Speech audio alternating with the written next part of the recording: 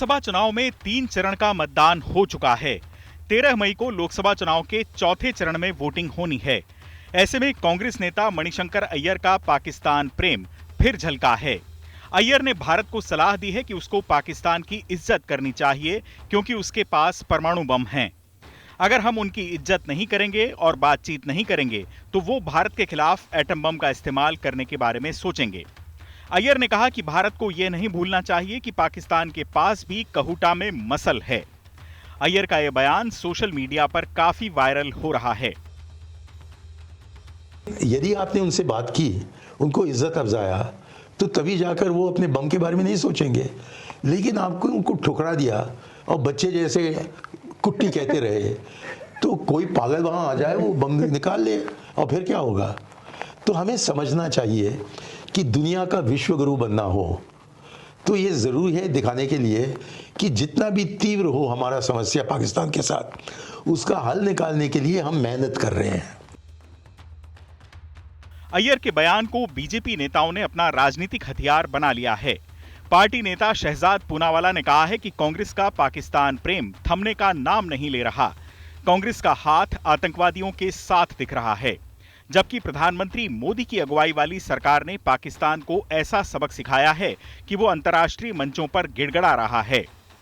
वहीं गिरिराज सिंह ने कहा कि भारत इतना ताकतवर है कि पाकिस्तान आंख दिखाएगा तो पाकिस्तान भूगोल में भी दिखाई नहीं देगा। कांग्रेस पार्टी पाकिस्तान की भाषा बोल रही है। इसी के चलते 26/11 के बाद मनमोहन सिंह की सरकार ने सर्जिकल स्ट्राइक, एयर स्ट्राइक नहीं की थी, बल्कि मोस्ट फेवर्ड नेशन दिया था, स्टेटस दिया था, और हर दूसरे तीसरे सप्ताह आतंकवादी घटनाएं होती थी। अब जब पुलवामा होता है या बालाकोट होता है तो मुंह तोड़ जवाब दिया जाता है, और तब जाकर पाकिस्तान के आतंकवाद के होश ठिकाने आते हैं। हम यही कहेंगे, दोगली नीति कांग्रेस छोड़े। हिंदुस्तान इतनी ताकतवर है कि कोई आंख दिखाएगा तो पाकिस्तान भूगोल में दिखाई नहीं देगा। अगर पाकिस्तान एटम बम का उपयोग करने की भी अगर सोचेगा तो रातों रात पाकिस्तान का नाम और निशान मिट जाएगा। ये आज का भारत है, ये नया भारत है, ये मोदी भारत है, ये कांग्रेस वाला भारत नहीं है।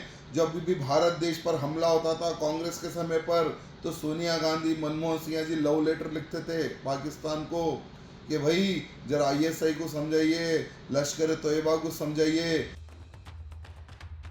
अय्यर के बयान के बाद कांग्रेस साफ तौर पर बैकफुट पर नजर आई। पार्टी नेता पवन खेड़ा ने सोशल मीडिया पर लिखा कि अय्यर के बयान से कांग्रेस खुद को पूरी तरह अलग करती है। पार्टी उनसे पूरी तरह असहमत है। बीजेपी इसको मुद्दा बनाकर ध्यान भटकाने की कोशिश कर रही है। देखा जाए तो अय्यर के बयान पर सवाल उठने भी चाहिए। सवाल ये बनता है कि क्या वाकई भारत को पाकिस्तान के परमाणु बम से डरना चाहिए? सिर्फ इसलिए उससे बातचीत करनी चाहिए क्योंकि वो परमाणु बम की धौंस दिखाता रहता है। पाकिस्तान की गलत हरकतों पर सख्ती बरतने की बजाय नरमी बरतने से क्या उसकी हौसला अफजाई नहीं होगी? पाकिस्तान दुनिया में अलग थलग पड़ चुका है। उसकी माली हालत बेहद खराब है। पाकिस्तान के भीतर भी कुछ लोग आत्ममंथन की मांग उठा रहे हैं। मुखर होकर लोग कहने लगे हैं कि पाकिस्तान की आर्थिक दुश्वारियों और भारत से खराब होते रिश्तों के पीछे खुद उसकी नीतियां जिम्मेदार हैं। सवाल उठता है कि पाकिस्तान के प्रति जब भारत की मौजूदा नीति काम कर रही है तो अय्यर क्यों पुरानी घिसी पिटी नीति की वकालत कर रहे हैं?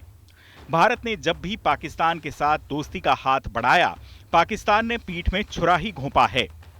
चंद दिनों पहले सैम पित्रोदा के विरासत कर और रंगभेद वाले बयानों पर भी राजनीतिक बवाल मचा था। बीजेपी ने पित्रोदा की ही तरह इस मामले को भी हाथों हाथ लपक लिया है।